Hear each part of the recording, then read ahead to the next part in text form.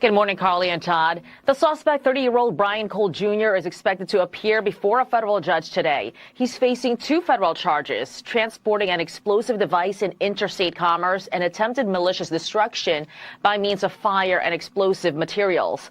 Cole's arrest comes after 5 years of searching. Agents visited more than 1,200 homes and businesses, conducted more than 1,000 interviews, and reviewed approximately 39,000 video files. But investigators say it was a new look at old information in the original file that broke the case. Today's arrest happened because the Trump administration has made this case a priority.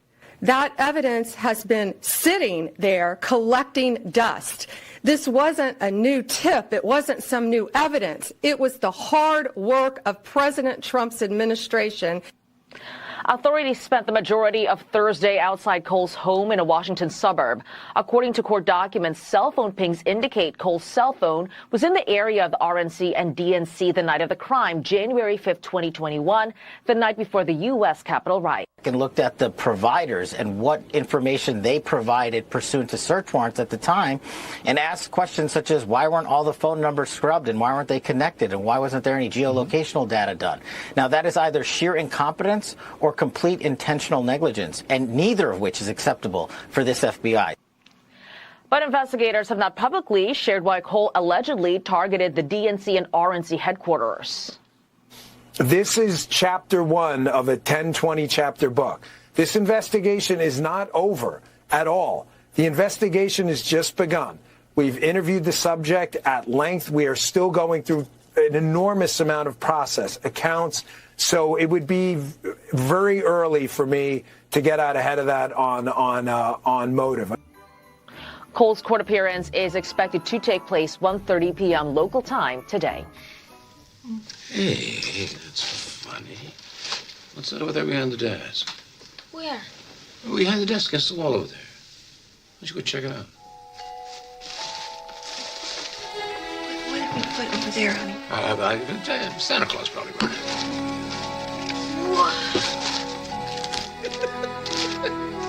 I can hardly wait to try it out. Ralphie, you be careful out there. Don't shoot your eye out.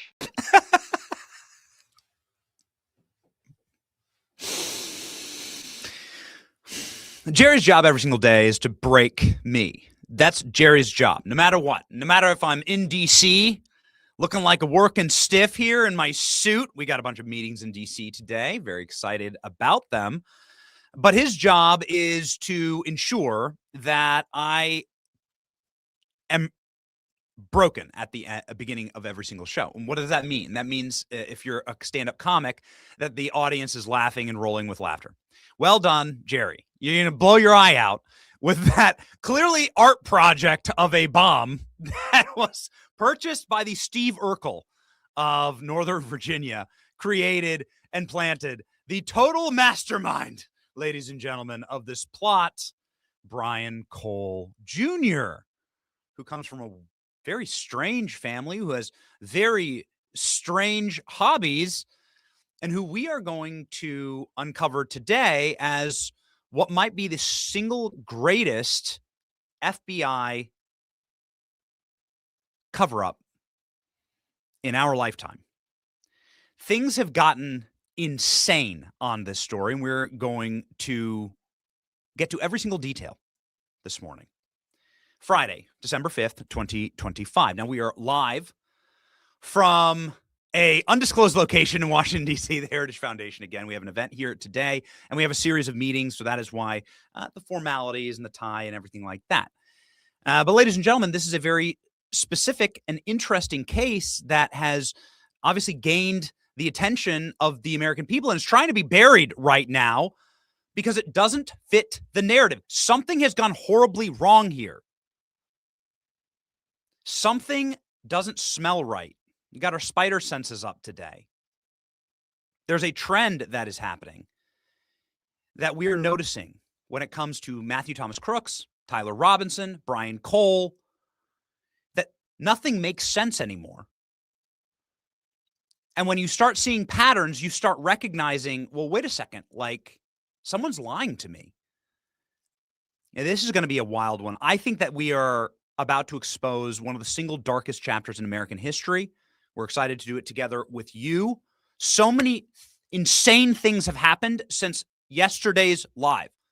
We know so much more from even the press conference that happened at 2:22 p.m. Eastern Standard Time yesterday from the DOJ. And we think we are starting to understand exactly what happened with the J6 pipe bomber, and it's worse than you could possibly imagine. Trump administration exposes massive cover-up, including DC pipe bomb suspect, as insiders float sinister reason why Biden failed to capture him. U.S. widens travel ban to more than 30 countries. Wonderful. Senator Markwayne Mullin and Viva Fry join the show. My name is Benny Johnson, and this is The Benny Show. We're very excited to have contrarian Viva Fry on the program. It's going to be a wild one, ladies and gentlemen. We're going to check with the chat today as we go through all of the available evidence of the Steve Urkel bomber. We'll begin to start calling him.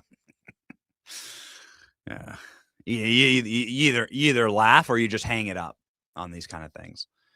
Something crazy is going on with this story, and I can't wait to go over all the details with you. Okay.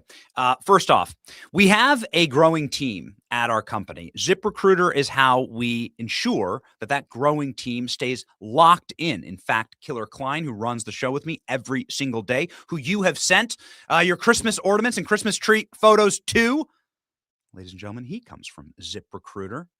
He also comes from the great state of Rhode Island. We don't hold that against him. Klein Wong is a ZipRecruiter hire. We couldn't do the show without him.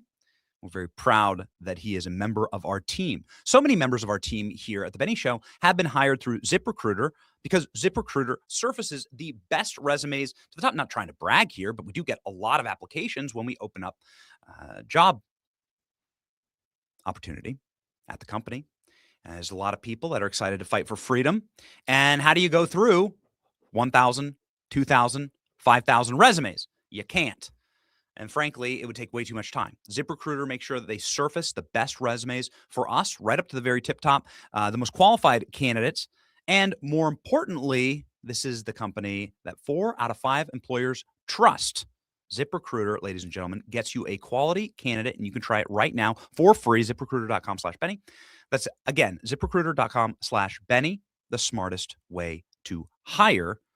Do it right now. It's a great job market out there. I'll tell you. If you're looking for talent, freaking go. You can try for free today. Also, the Christmas ornaments. Let's just jump into this quickly because we're going to have a fascinating and a wildly swinging show through all of the available evidence that we have right now. Here it is. Ladies and gentlemen, your Christmas ornaments are available for $5 at the Benny store. You can go ahead and get them, pick up yours today. These are made by veterans. And the Christmas tree of the day, ladies and gentlemen. Klein, what do we got here? Let's send me in the chat. Let's shout out this beautiful tree.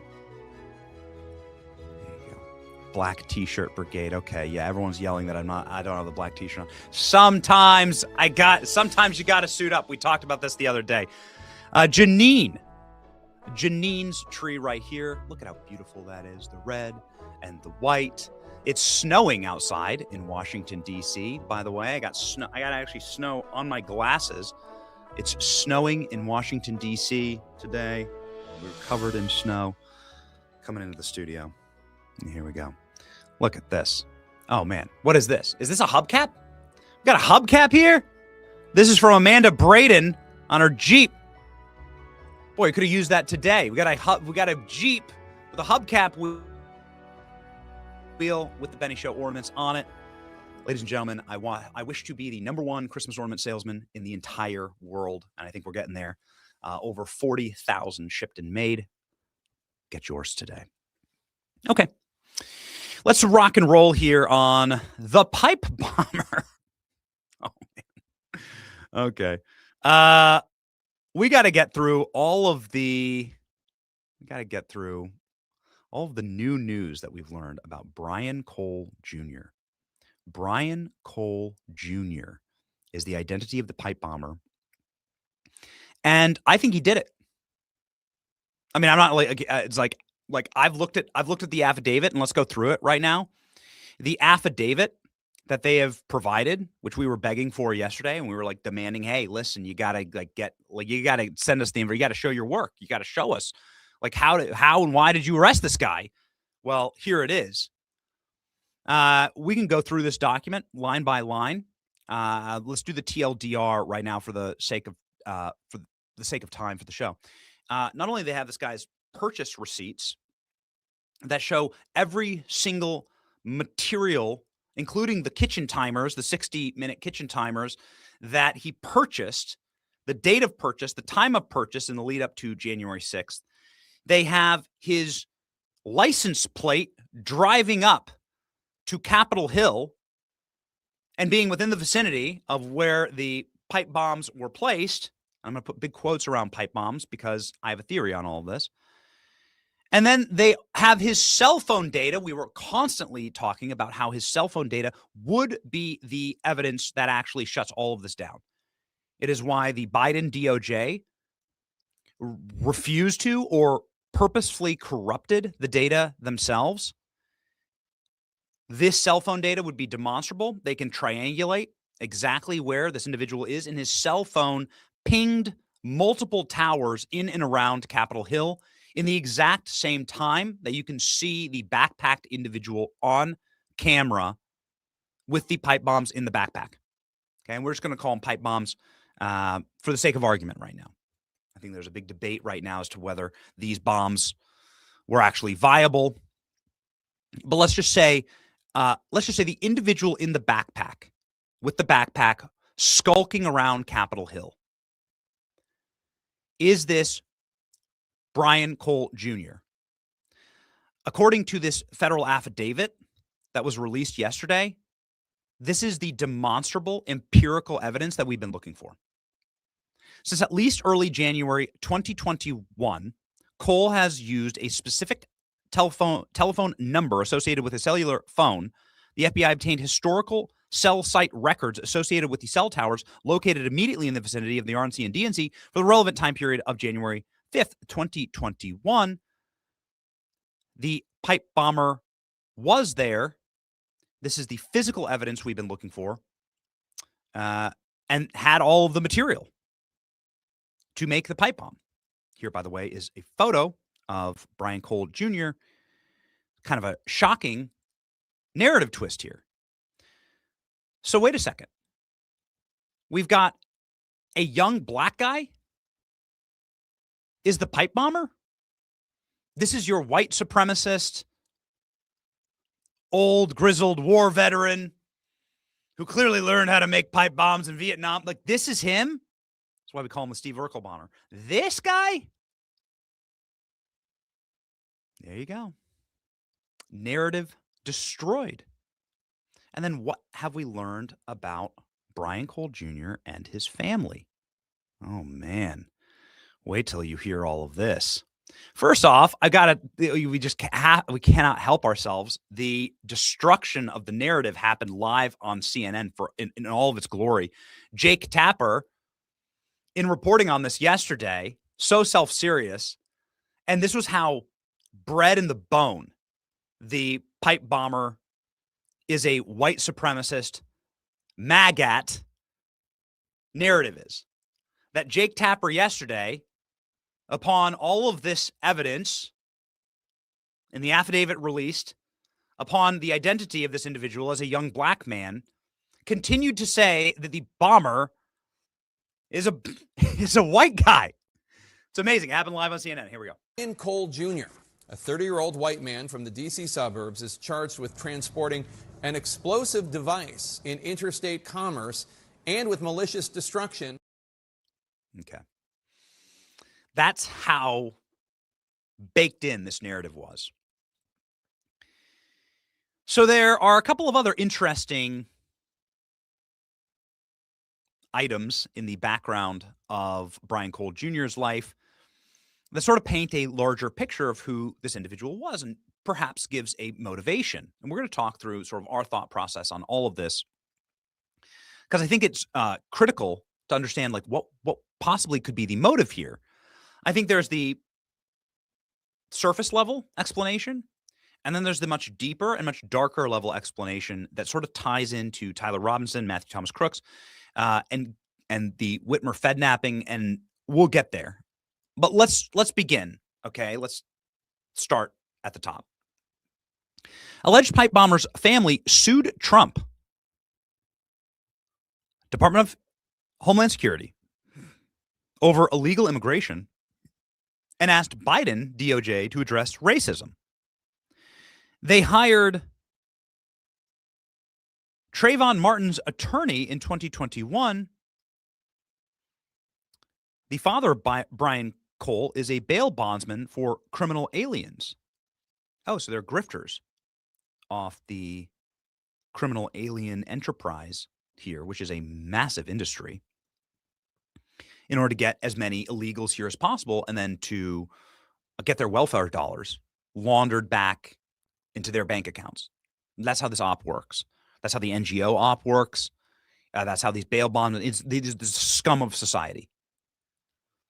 This guy also comes from a family with a criminal background and criminal past. We're going to get into all of that in just a moment. But let's go ahead and read the story to paint a larger picture about who and what could have possibly motivated Brian Cole,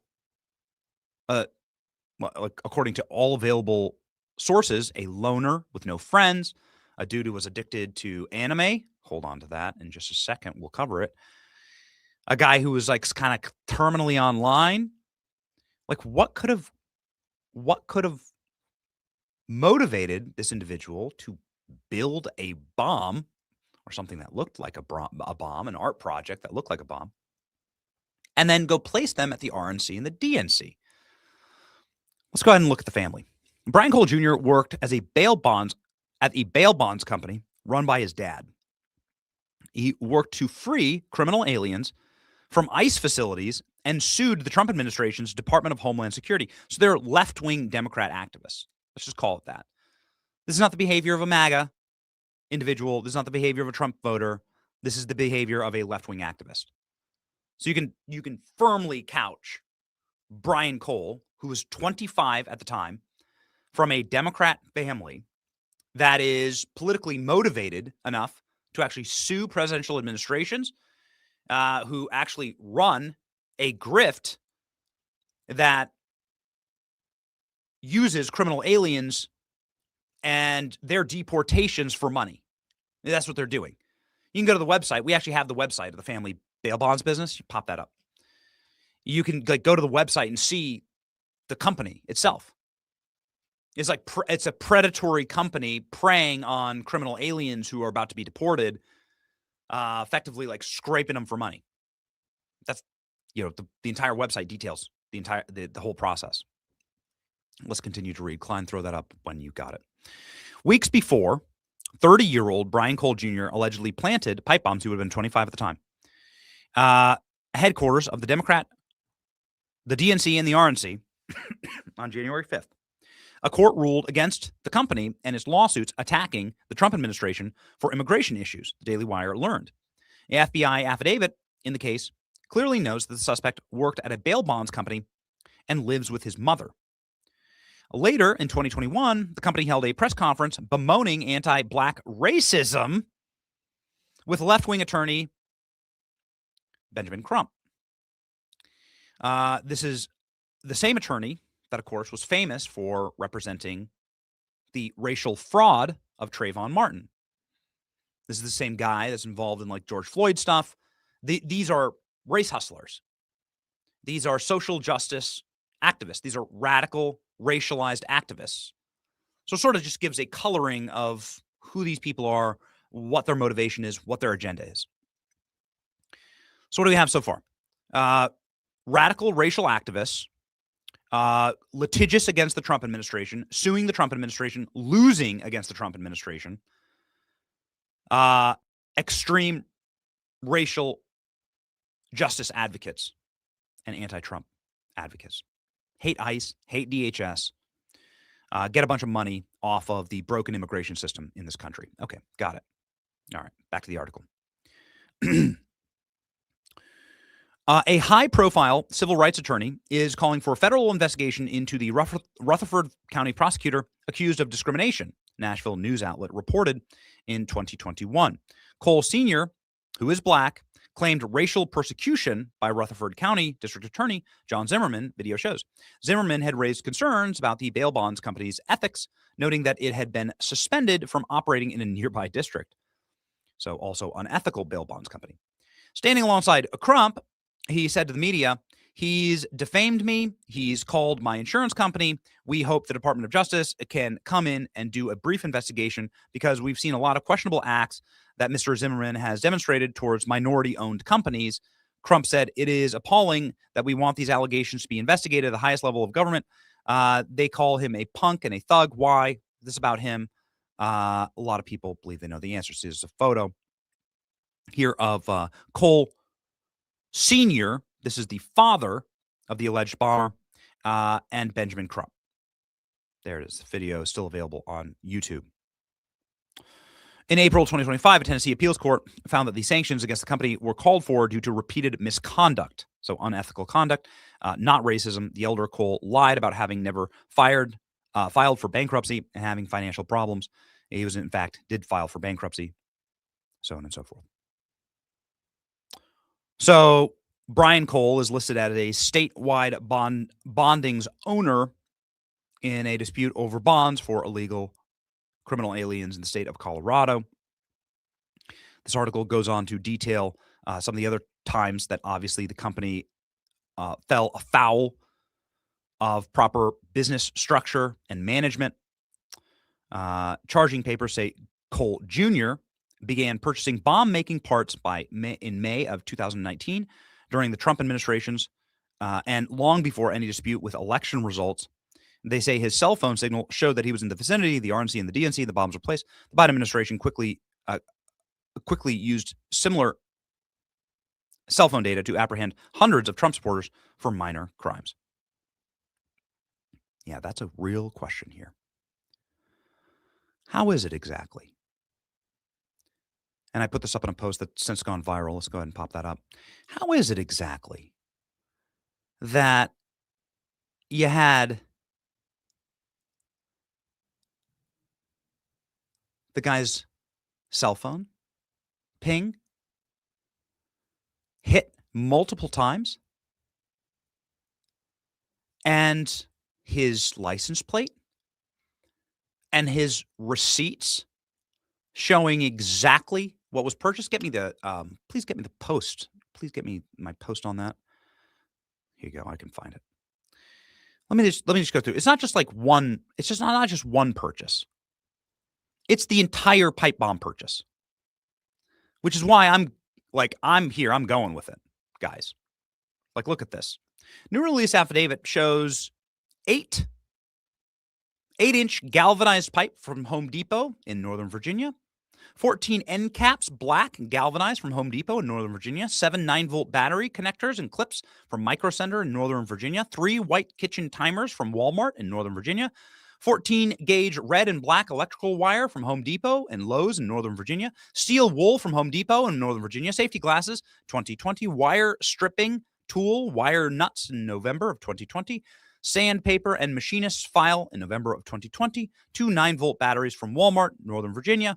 Alligator clips from Home Depot, Northern Virginia. It doesn't show any purchase of black powder or gunpowder, but that's something that you can obviously manufacture yourself. You can get it from other sources, but this is demonstrable.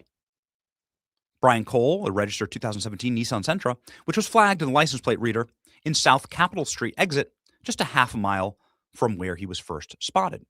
The FBI also obtained cell phone records from towers within the vicinity of the RNC and the DNC.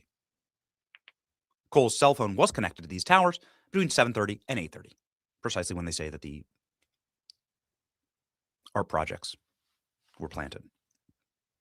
I say that because I don't know if these were operable bombs. There are a lot of people telling me that they were not operable.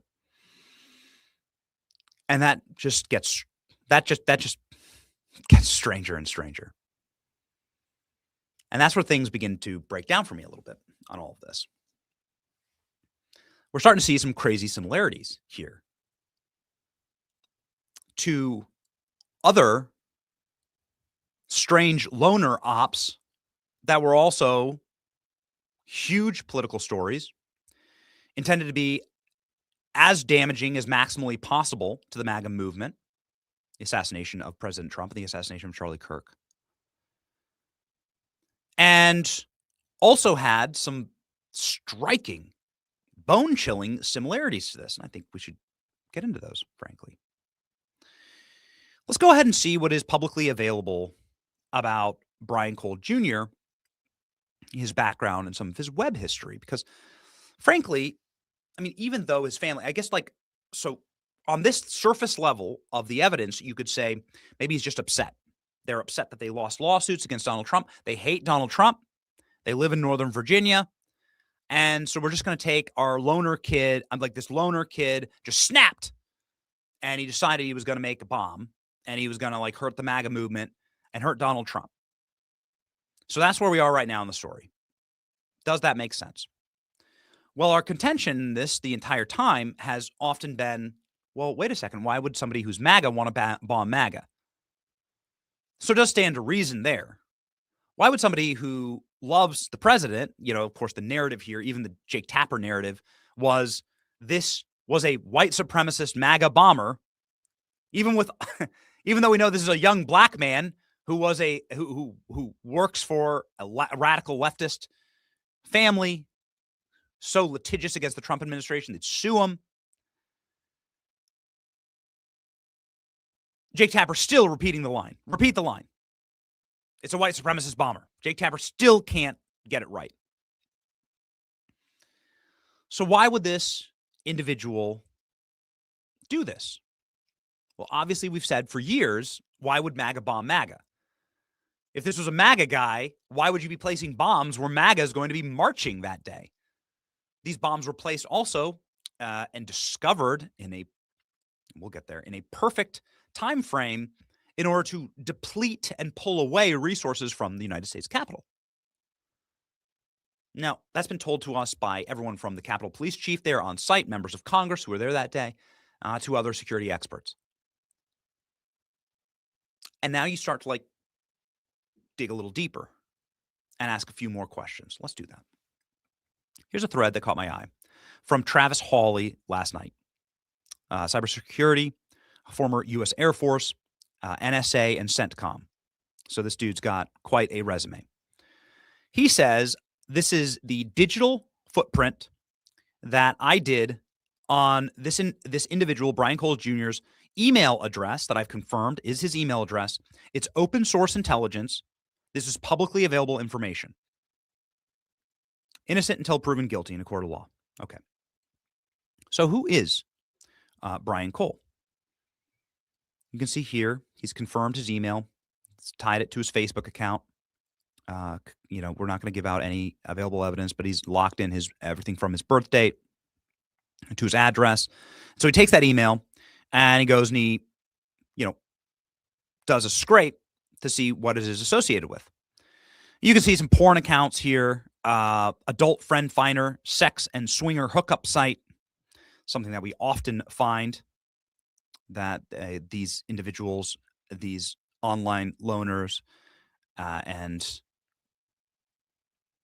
kids that they find to engage in this kind of activity are often addicted to terminal online gaming, anime-themed social network sites, and some type of smut and porn.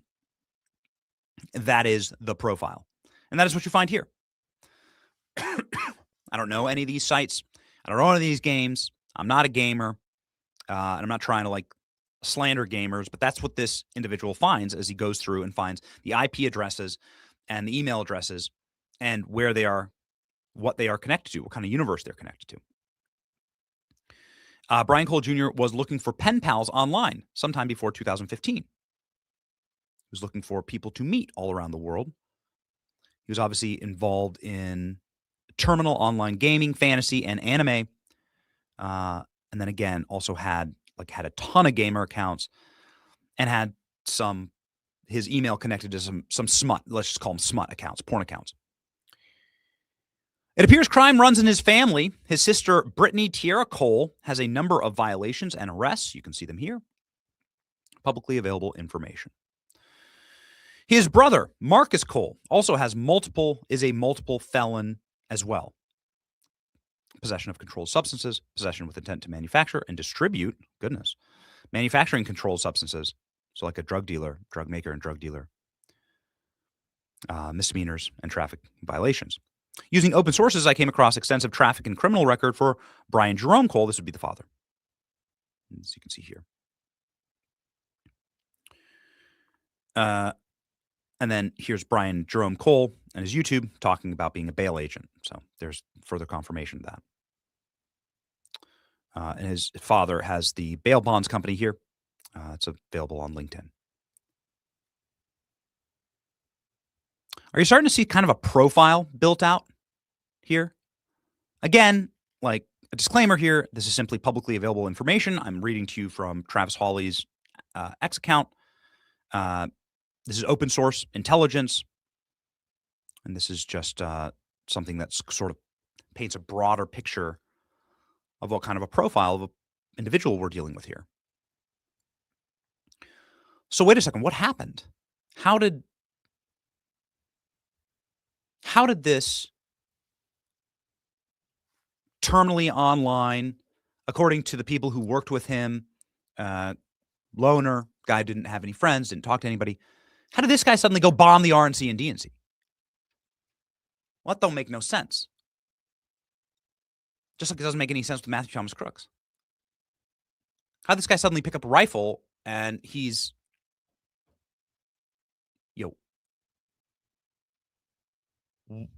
within 80 yards of the president, shooting the president in the head? Same thing with Tyler Robinson. There were really no warning signs with Tyler Robinson. If you look at the parallels between all of them, and I don't want to take too many liberties here, but all of them were terminal online gamers. All of them were in the chat. All of them were sort of dysfunctional loners. And all of them were from very broken or dysfunctional families. There were tons of warning signs, seemingly, that didn't get picked up or flagged.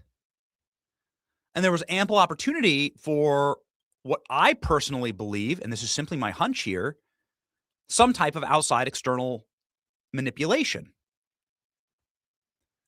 In the case of Matthew Thomas Crooks, who shoots Trump in the head, kills members of the MAGA movement, we know as a matter of fact that the FBI hid and covered up his very scary, very violent, very left-wing online persona that spiraled into degenerate sexual activity. He listed himself as a they, them. He was into furry porn online. Tyler Robinson, we know, as a matter of fact, lived with his live-in transgender boyfriend, girlfriend, also into furry porn online, also terminal online gamers. According to those close with them, they would literally game. They'd literally lock in for games and play for days, for like 3-4 day stretches without sleeping.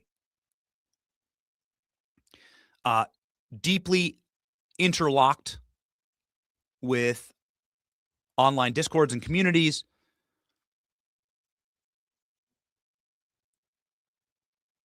And now you fast forward to the picture that's being painted of the pipe bomber here in Washington, D.C., and you have something similar. I'm just noting that I'm starting to see a pattern here.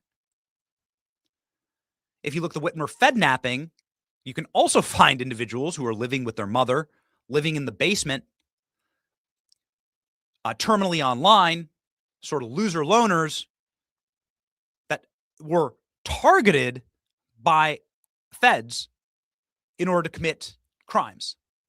Bombings, that was part of the Whitmer Fednapping. Violent activity, violent kidnapping was what they were planning on doing. If you go a little deeper, you'll find more reporting, specifically from our friend Julie Kelly, about how they had a Ralph Northam op that was going to do the exact same thing. Kidnapping, bombing. This was all put on by the feds. These were Fed ops. So I don't want to put the cart in front of the horse here, but this is going to be my working contention. That somebody didn't just go insane. That somebody didn't just go crazy. That this isn't just some lone gunman. Oh, we missed him. That something went horribly wrong here. My contention, and again, this is just my hunch, because I'm allowed to notice, and because that's legal in this country, and I'm allowed to be a noticer. My contention is that there's something bigger at play here. Perhaps this is an op gone wrong. This could have been a confidential human source for the FBI. That there could have been some other Fed involvement here. Maybe it was off the books. Maybe it was a splinter cell. We know as a matter of fact that Matthew Thomas Crooks was training at the same gun range as DHS. We know as a matter of fact that the FBI, in sworn testimony, covered up Matthew Thomas Crooks's radical left-wing leanings online. We know that as a matter of fact. And now we know as a matter of fact that the Joe Biden FBI hid from the American people the receipts, the cell phone data, the traffic data, the license plate, the footage of the actual bomber. There's still 39,000 videos that we don't have. Do they have video of him coming in and out of his car? Do they have video of him putting on his mask?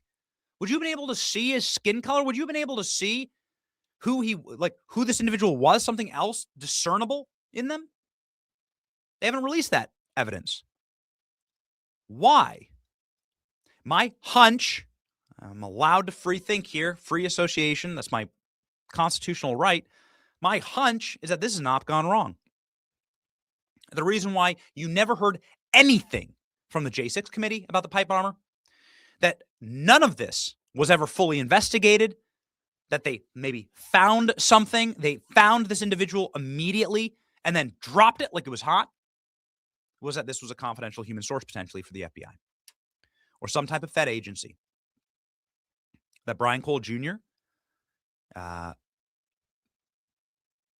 maybe I'll be completely wrong here, and if I am, I'll apologize, but was not acting alone? That there was something else nefarious happening here?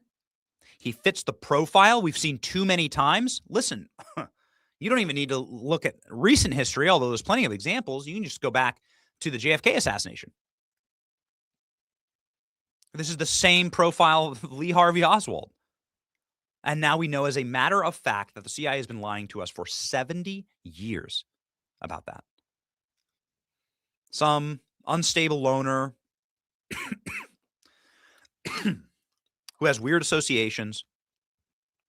And forgive me, I'm still, we feel better than we felt in a long time. I'm still getting over a rash of flu that went through the family. And the CIA bumped him. The CIA bumped Harvey Oswald. They made contact with him. They worked with him in Mexico. We don't know the details of that meeting. They were operating him.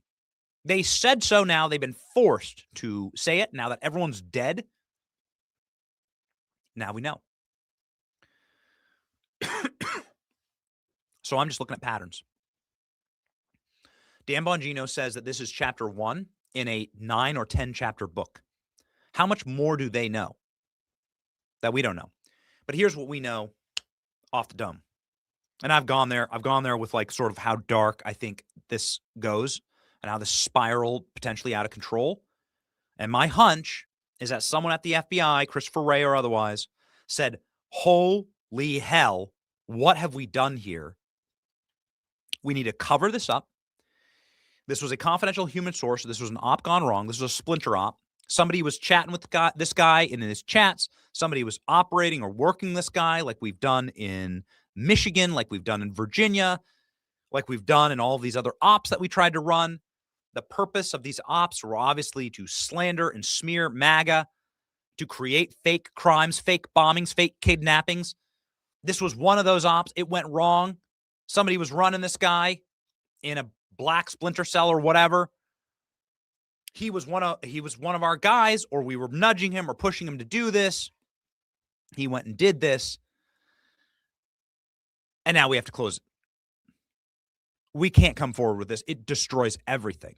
We're cooked.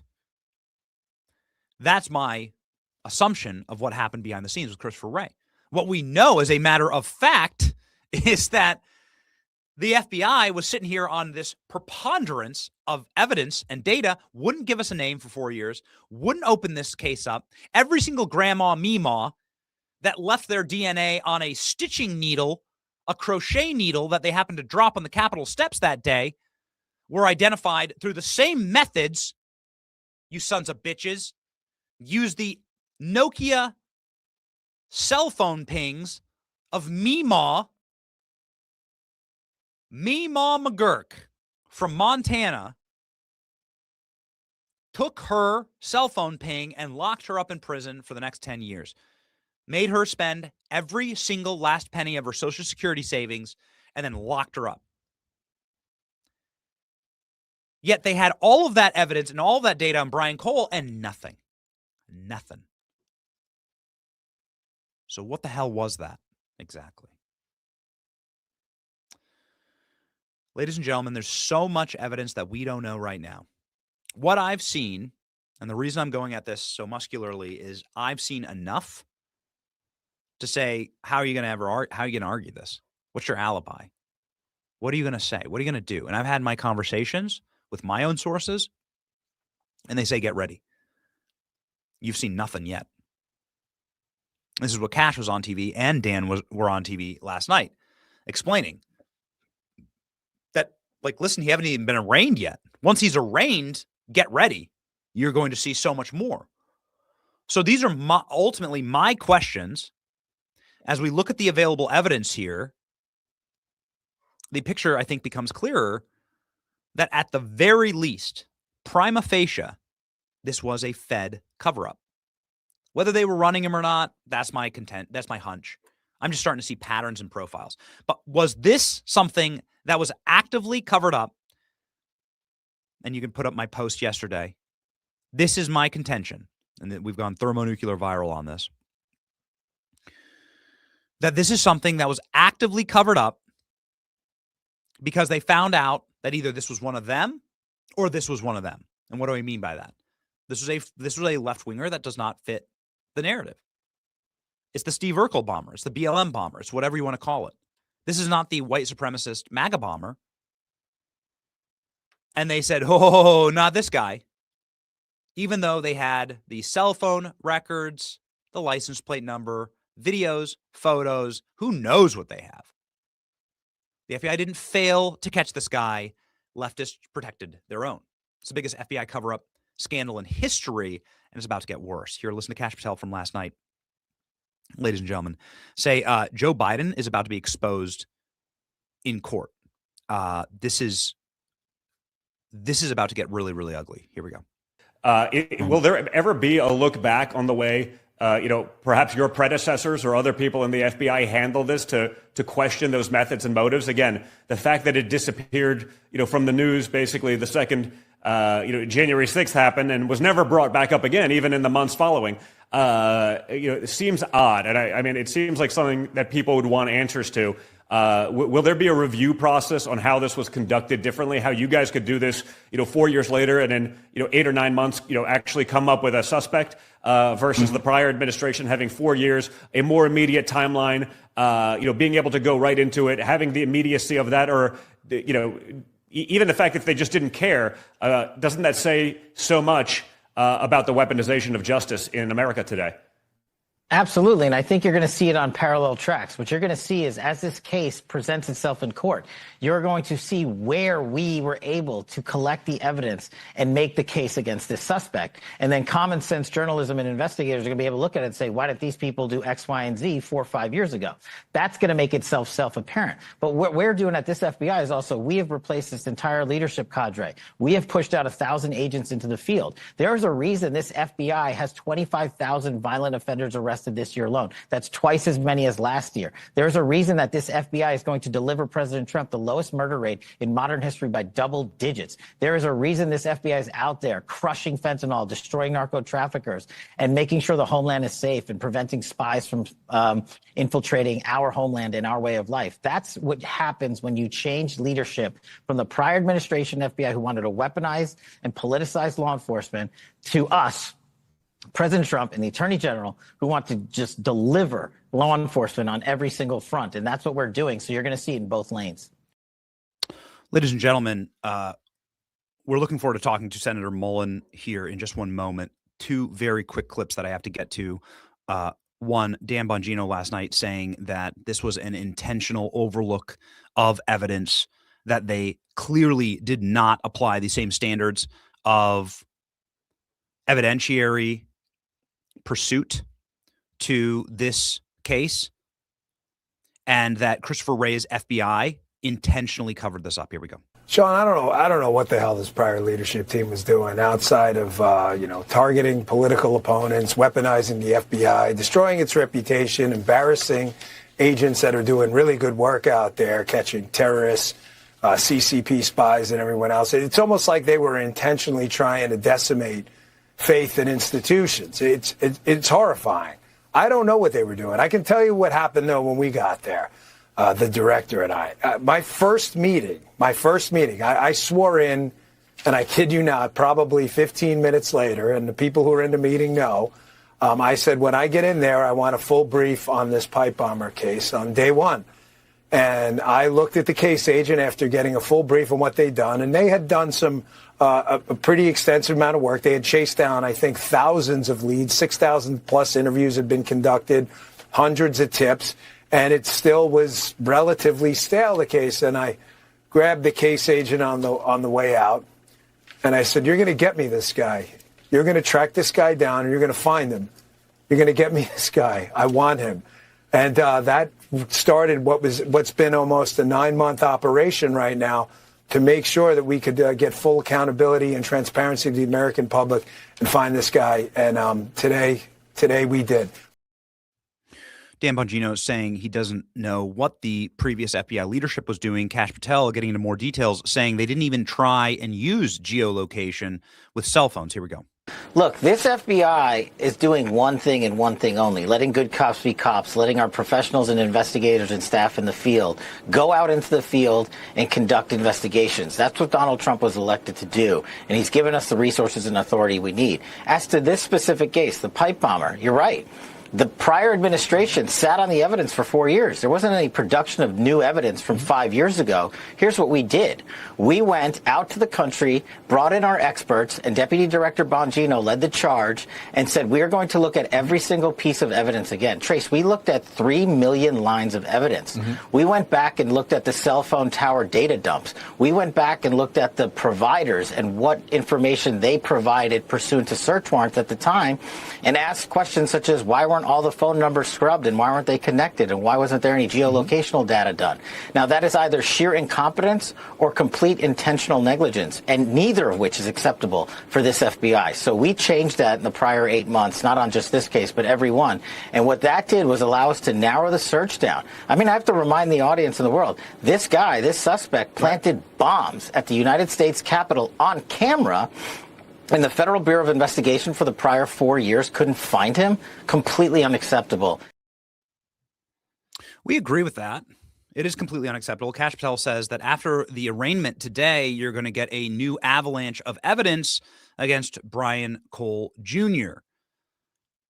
This case is clearly the key to what actually happened on January 6th.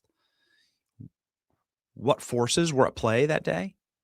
somebody who is fearless in talking about what potential forces there are in Washington, D.C., acting upon us, and somebody who has a lot of oversight into issues like this is the great Senator Mullen from the state of Oklahoma, who joins us live right now.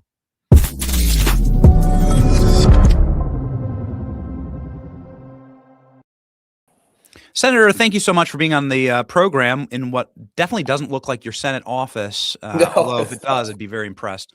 It's not. I'm kind of, usually you're the one in casual clothes, not in a suit. I kind of feel, That's right. I kind of feel like we switch roles here. Yeah, you're stealing my swag there. You better not be in your mother's basement making pipe bombs. What do you make of this? This has got to be something that really like blows your mind. Yeah, no, I was listening to you, for the last almost 20 minutes here, and you made a lot of good points. I mean, and Cash, and I spoke to Cash about this too, and Cash was like, listen, we didn't do anything except go back and relook at it. And that's why he said in the news conference that either this was just incompetence or cover up, one of the two, because there's an important piece of data that hasn't been released. But he put enough out there that let people know all they had to do is connect the dots. For instance, everywhere he is, you can simply start eliminating cell phones from different pings from different towers. If he's in this area, you can start, okay, well, there was 3 guys in this area, eliminate them. There was 1 guy in this area, eliminate them, and eventually get to who the person's phone is pinging at every one of these locations when they have all these video feeds. But it just wasn't done. And I will go towards, I'm going to lean and give everybody the benefit of the doubt that was incompetence because it wasn't made a priority. Now, because I know the men and women that do the investigations, not the ones on the 7th floor of Hoover Building, which we're moving because that floor has been corrupt, and so we're moving the FBI, getting them a fresh start and a fresh look. But the FBI in the field, they have to follow orders. They got to follow directions, but they all want to solve crimes because that's why they got into the FBI, and they are studs, men and women as a whole that do these investigations. So I will think it's incompetent by the previous director, Wray, who just didn't let the FBI lean in and do their job. And it took Kash Patel and the Trump administration with Pam Bondi to go, we're going to make this a priority of the issue. And, the profile matches what we a lot of times joke about. It's someone living in their parents' basement that's 30 years old that has no life because their reality is whatever screen is in front of them. Yes, and we know that that's a recruitment vector for some of the more evil intel agencies on Earth and for some bad actors and whatever you want to say here. I mean, the contention that this is just some lone wolf, you're going to really have to sell me on that. Well, I'm not selling you on that because not you, but what I'm saying is, the greater the greater federal law enforcement agencies are going to have to sell me that this is just some, this is just some guy that's like acting completely alone. Yeah. Let's talk about the recruiting part of this, right? Yeah. Why are these people recruited so heavily? Because they don't live in reality. You know that they can be manipulated because they want to be somebody. They're looking for identity, and they find their identity in a fake character that they dreamed up online. And so when you can get them some of that rush that they get to by being successful online at whatever game they play or whatever tough guy persona they play by, making ridiculous comments and calling you all types of words on online, they can track that individual down and say, hey, we'll give you an identity. We'll give you that rush. We'll let you live that reality, and we're going to place you in these little areas. And they're not teaching them the craft that the ICs, the intelligent community uses. We're using you as a source. That's all you are. You become a source for us, and that source can be manipulated over the time because they find themselves wanting more and more and more of that. And so that's why these individuals are recruited not just by the IC community, but they're also by our adversaries as well. Yes. Yeah, I just think again, we're happy that we're getting some answers, but we do know right now demonstrably that the FBI under Christopher Wray, Joe Biden, just refused to investigate this. Right. They just refused to use the same level of investigative power that they used against Meemaws from Oklahoma, who went to January 6th, and they destroyed their lives. And they took every single penny from their savings account and threw them in jail, many of them. And they triangulated and used every blurry photo, every grainy image, every piece of DNA, every cell phone ping that they possibly could that day. Right. You know, it's not like they're all sitting in the Stone Age and they just couldn't catch any J6ers. They just refused to catch this one. Right. Why, Senator? I mean, yeah, that's an interesting question, because everybody that walked through the halls of the Capitol, regardless if they're ones that broke in or they're the ones that after it was already in that they just walked through because there was no one guarding the door, they tracked down every single one of those individuals. But yet the person that was actually bringing violence, that was setting up pipe bombs, yes, they chose not to pay attention to, because I really think it was more their narrative. Thank God we have Kash Patel, Pam Bondi, and President Trump, who's bringing transparency back to the Attorney General's office and the FBI, and hopefully even the CIA. We're still working down that path. But you put people in place like Ratcliffe, you put people in place like Kash, you put people in place like Tulsi, who's over the IC world that we know are good patriots, good individuals that's doing what they can to break down this deep state. And I've always been really skeptical. Benny, you and I have talked about this. I mean, deep state, what is deep state? I've always assumed deep state was being referred to as elected officials.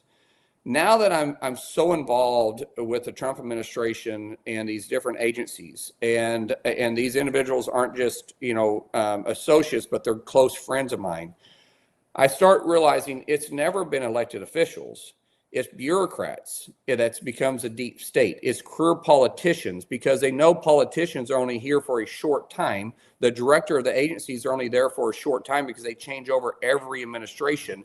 All they have to do is wait out what the director is and say, we'll get to that as soon as we can. We'll do that if it doesn't fit their narrative, and that becomes the deep state. And so you're seeing the deep state exposed for the first time, and they're ridding out these bad actors.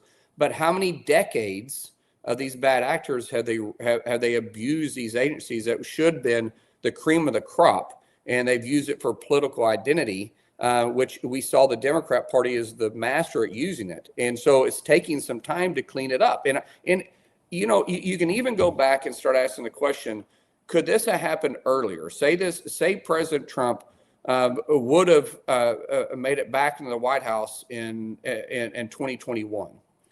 Would we have been prepared to expose what's happening in our government at that time? I've even talked to the president about this. It almost took a 4-year pause for him to come back 4 years later, for us to be laser focused and be eyes open when we came back into authority to say we have to take control of the government for the people and get it working for the people again, not for the ideas that the deep state wants to draw the narrative of for whatever political party that they are moving towards, which in this case, we see that it was a Democrat Party. What will happen next? I know that you're very, very close with Kash. You were one of the people, you were the guy who actually led Kash's nomination process in the Senate. A lot of these victories, and I view this as a victory, I look at the affidavit and I'm like, man, this is demonstrable. How are you ever going to be able to defend this in court? I mean, if they have all this evidence on the guy, and apparently we're only seeing like 5%, 2% of what they actually have, like then you're going to have a tough time. This is the guy, this is the individual in the backpack. This is it. And so let him prove that case. What will happen next? I mean, what else? They keep teasing that there's so much more. Well, there is. What's the American people, and probably you and I both, kind of get impatient because they're like, let's go. Yeah. We got to remember it's been 10 months. Look at what they've done in 10 months. But they also got to keep the credibility of the agency, of the Attorney General and the FBI. They got to keep the credibility out there. So they don't want to go out there and be Adam Schiff or Mr. Fang and say, we got the smoking gun, and make a bunch of promises that they never follow up on. So what you're seeing is a very methodical approach to the way they roll out information. They keep it pretty close held, which I get people get upset by that, but they're running an investigation. And then once they do it, they drop it. And then everybody's like, holy smokes, we've seen this 3 times already in the last 10 months. And there is more coming. I was in a briefing yesterday that you and I spoke about offline, which will be more to come. And I learned something new on that. And I have been working on this for 2+ years. Actually, it's almost been 3 years. And so, but I don't know the time frame on that when that comes out. We know we want to have something, and I know I'm being deceptive here, so give me a little bit of credit on your audience. But Benny does know what I'm talking about. But we're being very methodical on how we roll that out. But we'd love to have something out on that, early spring if we're ready to go. But it's a very big case that's been covered up by the previous administration. So I want to, related or not, jump over to what is publicly available right now. Kari Lake, member of the president's team, obviously, posting about it. Also, the Dallas Express here with a headline: Former Maduro spy chief letter to President Trump seeks to expose narco-terrorist war against the United States using election rigging machines. He claims that Smartmatics was developed inside of Venezuela as an election manipulator tool to be deployed abroad so that intel agencies could manipulate elections. He asserts that Venezuelan and Cuban intelligence infiltrated U.S. institutions for decades, including military installations, and effectively that Venezuela has been the central hub of election rigging technology in our lifetimes. And then they published the full letter. And this letter has now been promoted by members of the administration, and so we do not doubt its validity. We encourage everybody to read it. It covers narco-terrorism, Tren de Aragua, and counterintelligence espionage against the United States, Smartmatic, and your elections. That's the section that I think I'd like to ask about. Well, let's talk about this, what Stalin said, right? And I'm paraphrasing it, but Stalin said that he would tear down, he's talking about communism, and that's where Venezuela is moving towards. Unfortunately, it used to be a shining republic and a very prosperous country until communism is allowed to go in with Maduro leading the charge, right? And so what Stalin wanted to do is he wanted to sow doubt into the American election. If they don't believe in the election cycle, then they won't show up, and that tears down democracy. He also wanted us to destroy the family makeup. The family bond in the United States was like no other, and how he has to do that is through drugs. And so you see the perfect ability for them to sow doubt into our elections by going after our machines, and then by destroying our cities, our towns, our streets, and our families by killing the amount of people that the drugs are killing. I mean, I've used this term before. I'll use it again. Last year, not term, but fact. Last year alone in 2024, we lost over 66,500 individuals to drug overdoses. That's more than the Americans' lives we lost in the Vietnam War, which was just over 57,000 individuals. You think about that. I mean, and how quick that destroys our family makeup. And so Venezuela has been the hub of this, and there's no doubt that they're not working alone. There's a direct relationship between China and Russia that's also involved in this, and we know that they have been trying to get involved in our elections. The issue that we've had, though, the reason why they were able to get there is because for years Venezuela had a very close relationship with the United States in business partners and not just with technology, but also with the oil and gas industry. And it started with the oil and gas industry. And so we've allowed them into our economy. And before we realized what was happening in Venezuela, we also allow those investors to be a part of some of the stuff we thought was unpenetrable, which would have been some of our election cycles and our election machines and the way we look at it. And so there's a lot of concern there that the previous administration didn't want to look into, even though the information was staring right in front of them. They chose not to pay attention to it.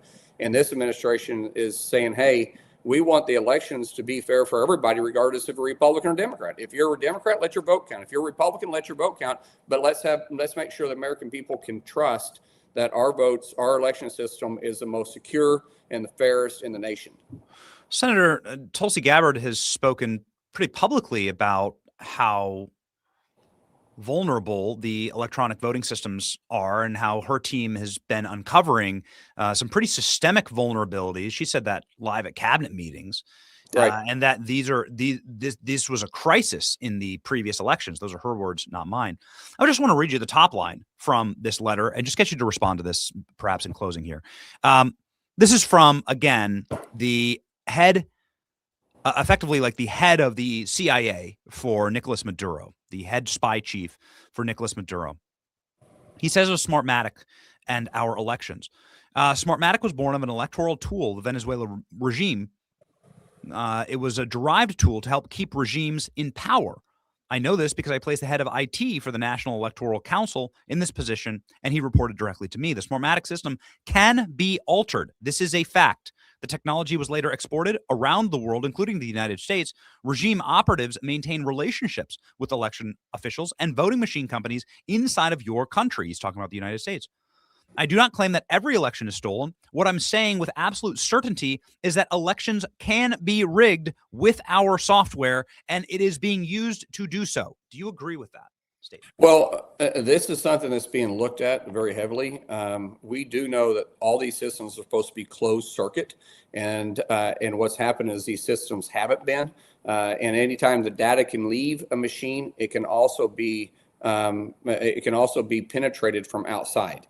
And so instead of having closed systems, one or two machines to be able to report data across the state has been able to be on the internet. Now, it's supposed to be a secured internet system, and it's supposed to be very secure coming in. And they have these things, what they call keys, that you cannot get into the machine unless you have a key. But if someone has the key that designed the system and they're able to get online anywhere and be able to go in and unlock it with a key, they can also cover up their tracks because that is the master key.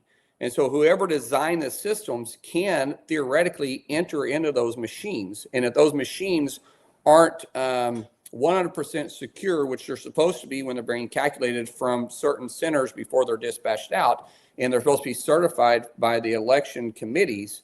But if that part is being compromised and then the internet is somewhat compromised, then anybody that tells you that knows anything about technology, they can be accessible.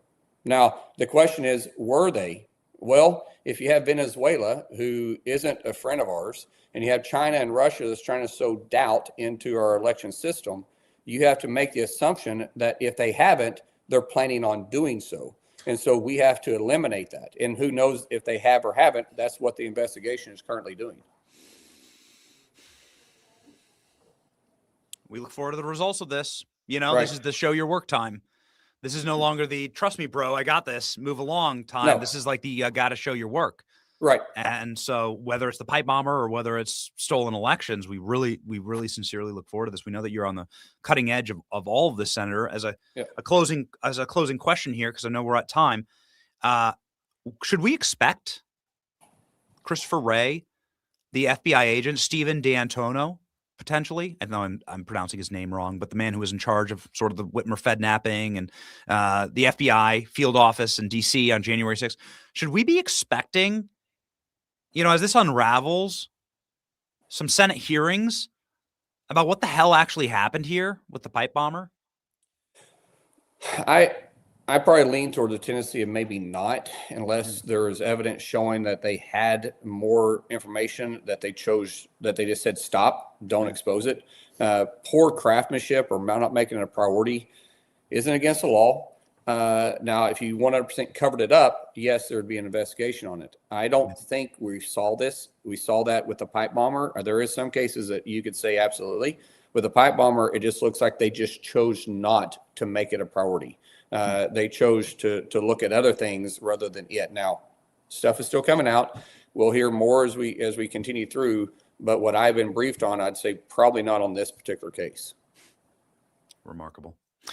Well, that's just the way that Washington works sometimes. But thank you, Senator. Yes, sir. It's always an honor to have you on the program. Everybody follow Senator Markwayne Mullin from the great state of Oklahoma. Always happy to put up your profile there, showing the proud American family, proud American dad. It's kind of the dream right there. My family's going to look like that one of these days, senators. You're catching up. Got a couple years. If you adopt, you can get there faster. That's what we did. My man. 317,000 subscribers for the senator. Let's make sure that we are fighting with the people who fight for us. Godspeed, Senator. Thanks. Thank you, Vinny. See you. Bye.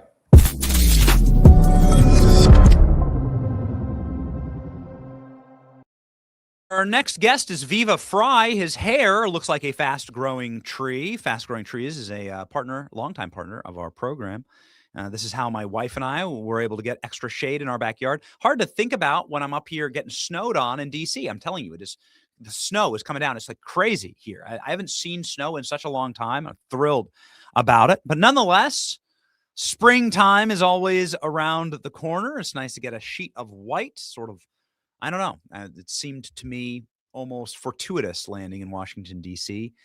The pipe bomber sort of unraveling here. It seems like there's like fresh starts, fresh beginnings. And you'll need a fresh set of trees, whether you're planting now or later. Fast Growing Trees has everything that you need to make your dream a reality, starting with the best quality and selection of plants delivered door to door. It was amazing to see their delivery. This is something that obviously we used. We have a small little backyard, but we used it to plant some palm trees. And my wife planted some. She got planters. She put olive trees in there. It's great. It was amazing, amazing service, ladies and gentlemen. For the next chapter of your whatever you happen to be doing on your property, make sure that you go to fastgrowingtrees.com. Use the code Benny at checkout for 15% off. Perfect time to plant is now if you're in Florida where there's no snow, or maybe in the springtime if you're up here in the Northeast. I know there's a lot of people getting snow these days. Again, I'm happy to experience it. I'm from the Midwest, so I like it. The offer is valid for a limited time right now, ladies and gentlemen. Benny at fastgrowingtrees.com. Use the code and get 15% off. Okay, let's jump on over to a man who has hair that looks like I don't know what kind of a tree, palm tree, something like that, would be Viva Fry. He's one of our favorite guests, and I can't wait to hear his take on the pipe bomber. Let's go.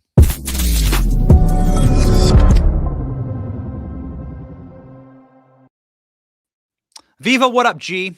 Sorry to knock your hair, dude. I actually really like your hair. Oh, first of all, don't worry about it. It's better than being called Sideshow Bob when his hair was wet. But yeah, it keeps growing. My wife thought it would stop growing a couple of years ago, but she was wrong. We have a lot to get to, but do you have new glasses? Are these like brand new glasses for you? They're relatively new. I had the exact same frame break time and time again, so the shop only had this one, and the lenses fit in, so I didn't want to waste the lenses. So are you able to use your new glasses to see through ops from potentially the FBI, the Chris Wray FBI? Like, what the hell's going on here? What do you see, Viva, with your new glasses? Well, I am always prepared to be presented with new convincing evidence to change, what we have been believing for the last, several years, 5 years. We were all operating on the basis that this was something of an inside job, for lack of a better word, or for use of the word that had been consistently used. Inside job, set up Trump supporters, and it must have been something of a, at the risk of using the Ray Epps Fedsurrection or the Gretchen Whitmer Fednapping plot, that this was something part and parcel of the January 6th Fedsurrection. How it went undiscovered when the Biden DOJ brought down the full weight of the law enforcement capacity of the American government against their rivals, and yet they somehow didn't manage to solve this crime, which defied all logic. We believed it was an inside job, and the U-turn, or at least the path in a different direction yesterday, by what it seems to be right now, is a random anarchist, at least from the information that we have right now, who is alleged to have planted the pipe bomb in a story that breaks 1 month after Steve Baker's expose, which points the fingers squarely at Capitol Police involvement in this, and where there had been no progress for 5 years under old and new administration, probably progress behind the scenes for the last 9 months. The timing is that which will cause a little bit of suspicion in people who were convinced by Steve Baker's expose, who believe that the Capitol Police were involved in this in one way or another, and they might still be. To now be told, at least based on the evidence that we're seeing, that it's a random 25 now 30-year-old individual, apparently with some form of autism. I don't know if that's family diagnosed or family protecting him, who was something of an anarchist. And I've read through the affidavit, buying parts a year and a half to 2 years before the pipe bomb was placed itself. I mean, it's conceivable. I'm still just can't get past the physical appearance of the analysis that was done to identify a potential suspect of the Jan 6 pipe bomber compared to this guy's physique, the length of his legs, the way, his neighbors say that he walks, open to new evidence. I was listening to Mike Benz, and he did a deep dive, a 3.5-hour analysis last night, where he picked up on something that I missed. And it's amazing to be able to pick the brains of smarter people, that the timing coincides with, the election integrity partnership business, talking about how to fortify elections and how to get over a potential Trump victory and or ensure that a Trump loss results in the death of the MAGA movement. And so this guy buying allegedly the parts a year earlier, coinciding with this plan to basically overthrow or ensure the 2020 election goes the way it should go, that makes a little bit of sense as well. But again, we'll wait for new evidence to come out or additional evidence. The affidavit felt a little thin, maybe sufficient for an arrest, but in my view, not enough for a conviction beyond a reasonable doubt. But we're at the early stages of this latest breaking development. Yeah, I mean, so Dan Bongino last night said that you are on chapter 1 of a 10-chapter book. Kash Patel says that there's going to be an avalanche of evidence after the arraignment today that is going to be released. But that's that level of certitude, everything from the cell phone data, which was used to lock up so many J6ers, the license plate. I mean, I'm not here I'm not here to be like, trust the plan, kind of guy. But it seems like this is what I've been looking for. Some type of physical evidence to point toward one individual. That is the what. The why, of course, is still way out there in the ether. My speculation, let's say following that they have all of the available physical evidence to say that this individual, who, you can check the video, clearly meandering, clearly not quite sure what they were doing, like no confidence, by the way. If you watch like the pipe bomber video, like no confidence, checking the phone, it seems to be like not a high level operator.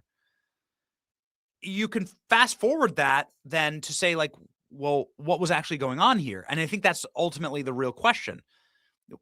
What do you think this was? What could have possibly motivated a Deegan loner, terminally online individual living in with his mom in his mother's basement? Seems to match the description, seems to match the profile of your Thomas Crooks, your Tyler Robinson, of your Lee Harvey Oswald. It seems to match the profile of like these perfect patsy lone wolf characters who get railroaded. I mean, I'm glad you used the word patsy, because it requires, I won't call the individual a patsy. They might be a misidentified person. The person planting the bombs might not be this kid. There might be something of a conspiracy going on here.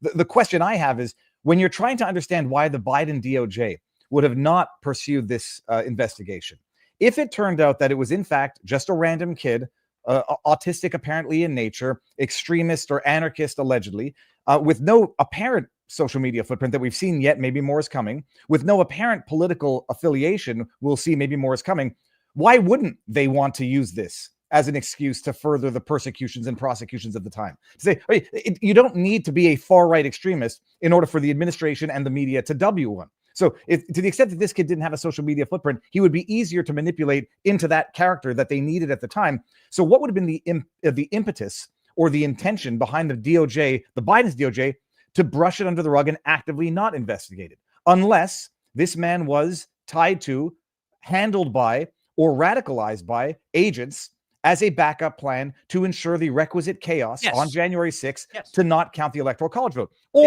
Or working part and parcel, Steve Baker's expose can still find a way to marry and merge with the developments yesterday to the extent they prove to be true.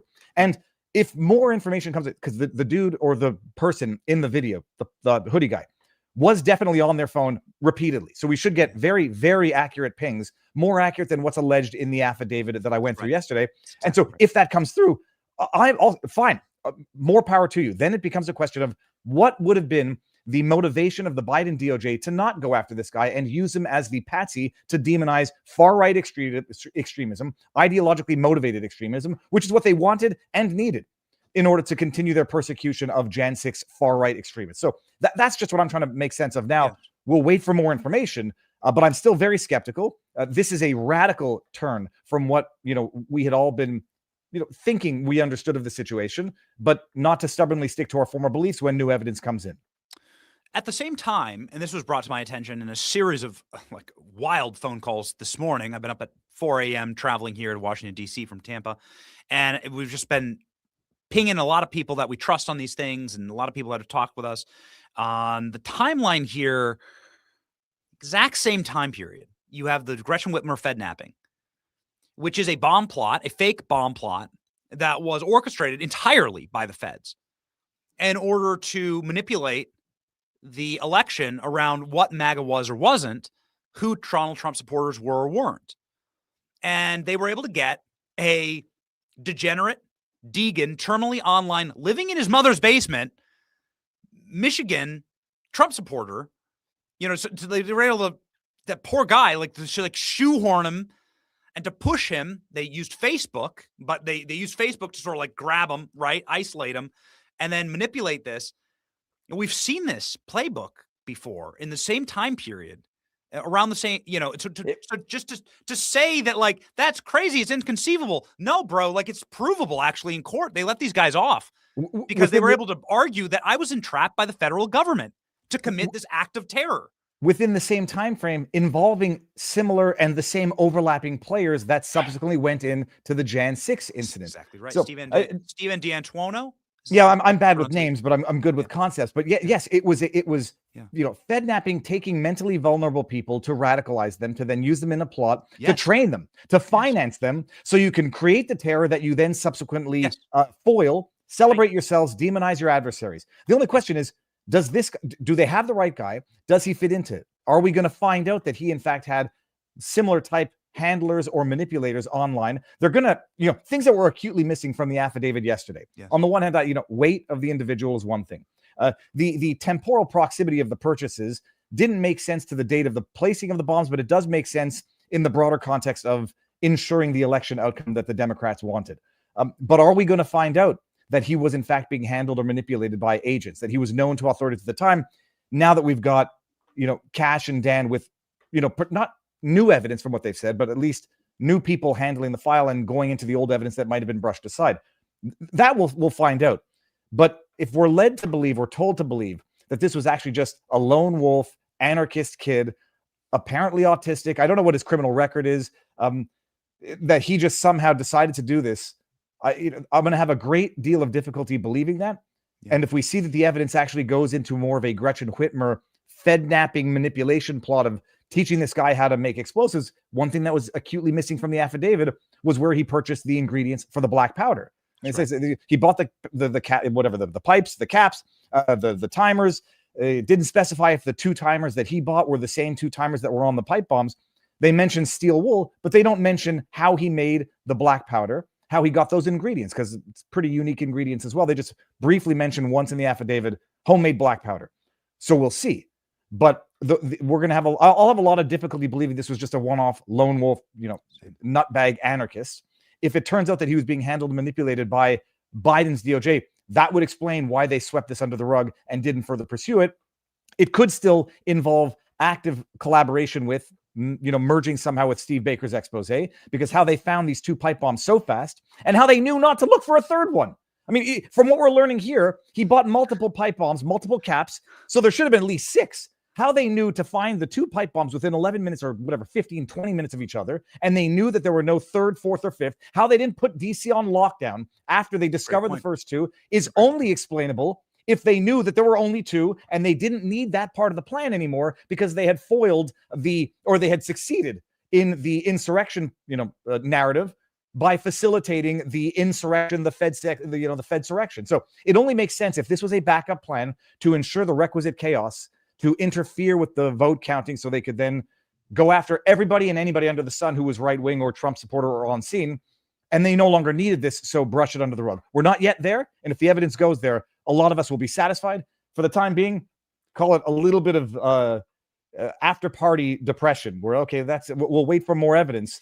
But if the narrative is this was just some random lone wolf and had no affiliation to anybody, and the DOJ just didn't look into it because of incompetence for 5 years, some of us will have a great deal. I told the senator, Viva, I'm like, that is going to be a tough pill to swallow, bro. That is, and there's been plenty of there's been plenty of black pills, red pills, white pills, but like, dude, that one is going to be really rough. Especially, and again, not to impute any ill intentions, especially given the timing of this breaking disclosure coinciding with what many of us believe to be a rather compelling, explosive expose from Steve Baker at the Blaze. They've retracted it now, at least the specific allegations against the Capitol Police officer, because there's been an arrest and it's a logical thing to do. But the timing is such that if anyone wanted to be conspiratorial, you could say, well, this could involve the higher ups on both sides of the party. If it's indeed true, so let's come up with a patsy and blame it only on him, and nothing more to see here. Nice and wrapped up with a bow. You don't have to be conspiratorial to talk about the timing, and the timing of the discovery of the pipe bombs happening at the exact same time in the perfect opportunity, at the perfect moment. They sat there for 16 hours. They sit there for 16 hours, nearly 17 hours. Nobody sees them. Nobody discovers them. And then they find them exactly when the MAGA rally is supposed to begin at the U.S. Capitol to divert resources. Stephen Sund was on the show yesterday. He's saying this decimated my capacity to defend the Capitol. So, I mean, I guess you could separate. So let's separate like guy with backpack on film. And we never actually see him plant the pipe bombs, right? So let's just say it. Like, I hope that they come out with the footage, the undoctored footage. Clearly, the footage was doctored. Who the hell did that? I mean, these are like major hanging questions. Here's an explanation. So there's backpack bad guy. To be fair, there's backpack bad guy. Perhaps you have backpack bad guy. Okay, maybe you have that. But then, like, you have a whole another timeline problem on this end with the discovery of the bombs, with their 60-minute kitchen timers. Viva, how the hell was that supposed to ever work? First of all, as far as I recall, we were told at the time that they weren't active and they were inert. Now we're being told with excessive stress by Pam Bondi and Kash Patel that they were live, they were ready to go off, and they could have killed a bunch of people. Yeah. How then they managed to evade, sniffing dogs for 16 hours is highly suspect. That video that you're talking about there, the surveillance footage of DC, the most highly surveilled city place on earth, reduced to 1 frame per second. A lot of people hypothesize the reason why it was reduced to 1 frame per second is specifically so you can't see how the individual walked if the individual had a unique gait. Put that in quotes. And what's truly amazing is when Baker's expose comes out and everybody says that's junk science, you can't trust gait for as far as you can throw somebody. And then lo and behold, yesterday, when I think it was ABC News is referring to the gait of the suspect that they pulled up yesterday, saying he has a substantial favors the right leg or something along those lines. Some people question that this video was specifically doctored so that you could not see a unique pattern of how the person walked. That would make sense for a number of reasons, which might not work totally well with the theory we're now being told. Although if it turns out that this kid also has a unique way of walking. The other thing is the kid's got, I say kid, he's 30 years old now. He's got corrective glasses. You should be able to see through those. You should be able to, at some point in this, how many thousands of hours of video footage do they have? See the color of the guy's skin. I mean, this is why people think the person walks like a woman. They think they see her adjusting her bra at some point in the video. I wouldn't. They think they see her waving at the cops. I'm not convinced by any of this. You should be able to see the color of the person's skin underneath if they're wearing, corrective glasses, because you can see through that. Yeah, so you say Mike Benz was on the program. You say that you listened to his full 3-hour live last night at 11 p.m. I don't stay up that late. I watched it today at 1.75, and watching Mike at 1.75, it requires concentration. Listen, Mike Benz says there's 39,000 different video angles of this, and that we've received a scintilla of them, maybe like 1% or 2% of the actual video angles of all of this. This is, as you said, the most highly surveilled city arguably on earth is probably around Capitol Hill. There's a camera every foot. And so how much more video evidence they had? They have him getting in and out of his car. Allegedly they had a ping for the license plate. This dude's Nissan Sentra, 2017 Nissan Sentra. They have his license plate on Capitol Hill during this time. So his car, or the vehicle belonging to him, is sitting there on Capitol Hill. So clearly, it's got to be footage of the guy getting out. Does he have a backpack? Does he have a hoodie on? Does he have a mask on? Does he have his gloves? Like, show us. Well, but this, going back to the beginning part where you said, the guy lacked confidence, the retort to that would be, if this person knew exactly how to avoid, certain cameras in terms of how they got to where they were and where they started. But that's what I'm saying. Like, they didn't avoid cameras. Like, an operator could have taken circuitous routes around Capitol Hill to be least, to be the least on camera. But this individual was the most on camera. Well, except as we say, like, we don't see the person putting on the mask. We don't know how they got to where they are and how they left. So, but we'll see. They have that. I mean, that's what Mike Benz's contention is, that they do have that. Benny, I've got 6 cameras around my property, high def. I can skim through any second of the day to see what happened where. Do I believe that they don't know? Do I believe that they could easily identify this individual if he's black? I mean, like, it's like black and white. It's the easiest thing to determine. Forget whether or not it's a woman or a man. The person, black or white, we should be able to determine that. Yes. And if someone's going to try to tell me that we can't, based on all of the footage and all of the cameras in DC, call me conspiratorial, call me a pessimist. I'll have great difficulty, believing that. So if it turns out definitively that this person is Cole walking around, all right, then we've got to know who else was involved in radicalizing this kid, if any. We're going to see, what his search history was. I presume they're going to get that off of the computer. We're going to see if there were other things on his computer which might stir up other conspiracy theories. There was a Twitter thread where that they were talking about whether or not this guy had alternative handles on sex websites. We'll find all of this out. But we're at chapter 1. Maybe we're not at chapter 1. Maybe we're at chapter 5 because we've had a previous 4 chapters that nobody enjoyed reading. We've got to wait for the additional evidence to come out. All I'm saying is, like, you look at this, and we'll see how this kid moves. His neighbors say he doesn't walk like the guy, like the person in the footage. We don't yet know what his weight was at the time of the incident. To me, it doesn't look like the same frame as Hoodie Guy. But we'll see. I mean, they've arrested the person. They're going to gather more information. We have not yet had massive disclosure of the evidence in support of this arrest. The affidavit, sufficient in my view to warrant an arrest. There's a lot of coincidences there, but maybe not sufficient to secure a conviction, and they'll get more information. But this reeks like it was part of a plot involving the former DOJ, the former FBI, and Biden's administration, and they didn't just neglect to look it over. They actively participated in this and could never have it see the light of day. So hopefully that evidence comes out, because otherwise, if it's just a one-off lone nutbag, like in other cases where we've been told to believe the unbelievable, a lot of us are not going to believe it. You're a very discerning date, Viva, and so I want to get your final takeaway here on what would convince you exactly. We have been promised mountains, avalanches of demonstrable evidence to prove out their case here. Now, as somebody who has been covering this, and as somebody who was on Screaming with You about Epstein, I think the administration, I really do, I think they understand that if this blows up and this isn't, they got the wrong guy, that it's like over for the FBI. That it's like, I mean, you are in a really, really bad place here, right? If this turns out to be like fault, if they go out, they do like the full thing with Bondi, and it turns out to be flop. Benny, I had this black pill thought yesterday. I've said it before. If someone were trying to sabotage the most trustworthy elements of Trump's administration in the Epstein case, and I said this publicly, what would they have done differently than what they did, which caused people to lose trust or question the people that they had hitherto had the most amount of trust in? Yeah, that's right. If one wanted to sabotage the administration, what would they do?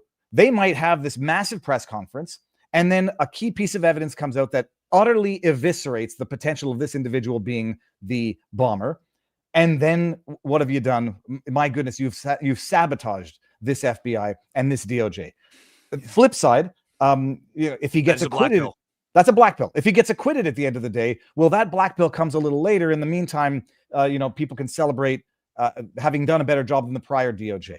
On the question of what it would take to convince me, because I asked myself this question as well. I know what I believe right now. I appreciate that I might not have the absolute 1,000% factual basis to believe it, but I believe that some storylines are more plausible than others. If we were to see actual, first of all, like visual confirmation of the individual, like so that it's relatively clear, witness testimony is not all that good, but video evidence, which I presume should exist, would be sufficiently convincing.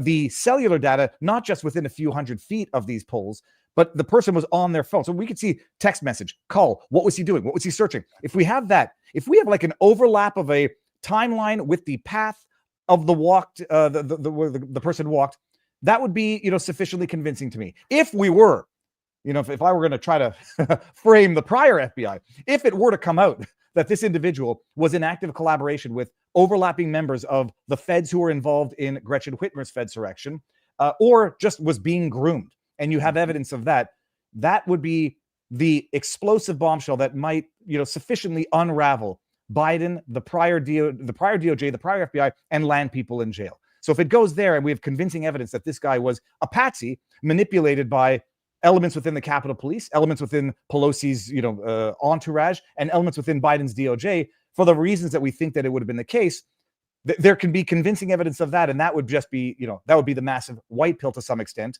because it might justify utterly, fragmenting, eviscerating, shutting down the FBI, because if that's what they do when it's in the wrong hands, it shouldn't exist in the first place.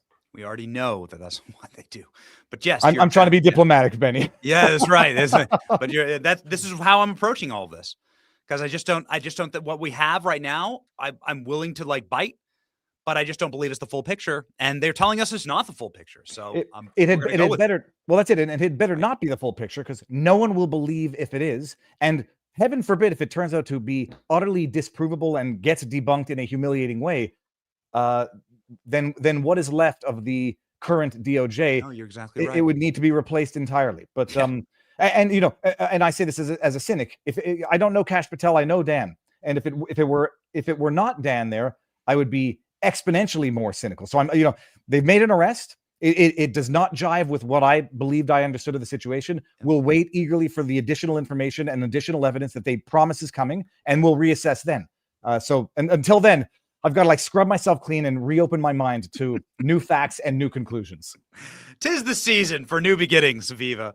Everyone, you don't already follow Viva on X and on Rumble, by the way, his incredible channel, where they go through many of these timelines. I know that your partner in crime, Robert Barnes, is quite skeptical as well on all of this. So. He's a little less diplomatic on certain issues, but we're going to have a good show this Sunday. Yeah, please go ahead and follow Viva for just freedom of thought and some of the wiser and sharper opinions online. We need more of that. Nearly 1 million subscribers here on X. 1 million by Christmas. We'll see. A beautiful Christmas present for Viva. Godspeed, sir. Thank you very much. Merry Christmas. You too.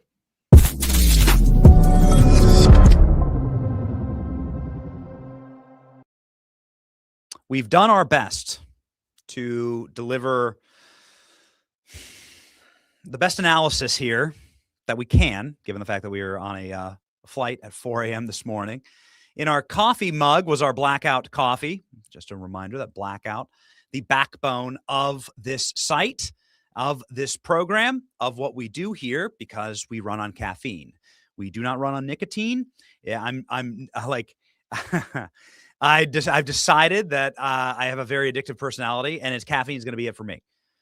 But if we're going to drink this many cups of coffee every single day, then it better be coffee that we believe in, and Blackout coffee, ladies and gentlemen, brewed in America by American patriots, right in the beautiful state of Florida. It's small batch, it's roasted, and ladies and gentlemen, it powers you to have the ability to fight the communists, just like we do every single day. If you believe in hard work, American values, and coffee that actually tastes like coffee, drink Blackout. blackoutcoffee.com/Benny. Use the code Benny for 20% off your first order. And again, ladies and gentlemen, why don't we end here, because we do have a whole panel that we're doing here at the Heritage Foundation today with some good news. U.S. widens travel ban to more than 30 countries. Kristi Noem saying, get ready, baby. This is going to be something that will hopefully enliven and energize the MAGA base that needs it. There's been some, I know, disappointments, but it's great to see the Pistons kicking in here. There's a full year before the midterm elections, and we're going to be covering all of it. Here's Kristi Noem delivering on exactly what America First is all about, which is ending third world migration that is destroying this nation. Now, well, we hear this is perhaps expanding to 32 countries. Can you confirm that? And could you tell us which are some of the countries they're adding to that list? I won't be specific on the number, but it's over 30. And the president is continuing to evaluate countries. Listen, if they don't have a stable government there, if they don't have a country that can sustain itself and tell us who those individuals are and help us vet them, why should we allow people from that country to come here to the United States? Why should we allow any immigrants to come to the United States at all? It's a great question. America's full. We need to end all third world migration, and I think end all migration for a very long time, and give us a cooling off period like they did in the 1920s with Calvin Coolidge. The 1924 Immigration Act would be a great model. It's something that has been cited as the vice president as his model towards immigration. You need a resettlement time in America. You need a chilling out time. We've had too much. It's been too disastrous. And quite frankly, as Calvin Coolidge says, and I'm paraphrasing here, America's desire to take immigrants should be limited to our capacity to take immigrants, and America is clearly full and breaking at the seams. So we need to say stop.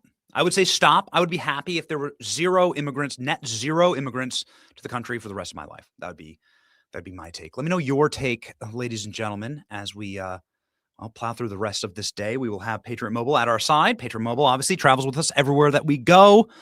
Patriot Mobile is the only Christian conservative wireless provider available at better premium coverage on all mobile carriers in the United States of America.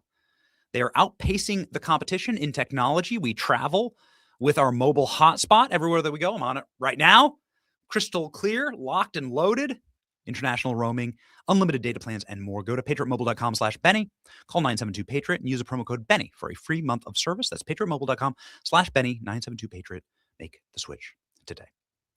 All right, ladies and gentlemen, that's going to be it for us today. Our verse of the day here. Hopefully it will be a uplifting one. It's been a dark show. We like the truth.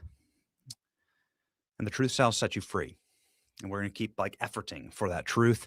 From James 11, every good gift and every perfect gift from above, coming down from the Father of lights, with whom there is no variation or shadow due to change. Accept your gifts from our Lord and Savior, Jesus Christ, this Christmas season, and march with us on to victory that is assured, ladies and gentlemen. Merry Christmas. Have a great weekend in this, the greatest country on earth. That's my cue. Are you ready for some magic? Do it.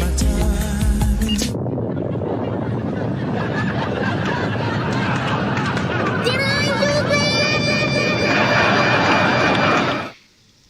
Hey, that's funny.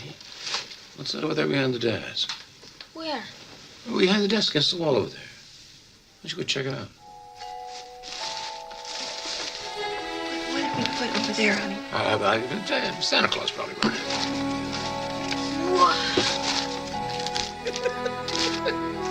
I can hardly wait to try it out.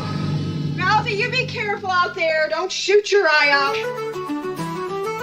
The biggest ships in the sea, all owned by the oldest kings. And their dying legacy, media deal reads. Soon will the Benny Show come to mind. The salt from lives for fun. Leave the gold and bring the gun. We sail for number one.